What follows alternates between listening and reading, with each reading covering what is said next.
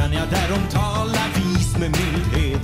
Kan inte göra ogjort eller byta namn. Innan du må bli förlåten så bit huvudet av skam. Jag svär att jag då aldrig velat göra ont, men vart jag än ser nu och om jag än ber så gör jag dig illa. Natten är stilla men syndaren är vaken och varje timmen här. Jag sagt att jag dig älskar, det är också sant, men jag kunde också säga att jag älskar en man. Jag ville inte äta med dräggelkäften ulv, skulle också göra det för dess egen skull.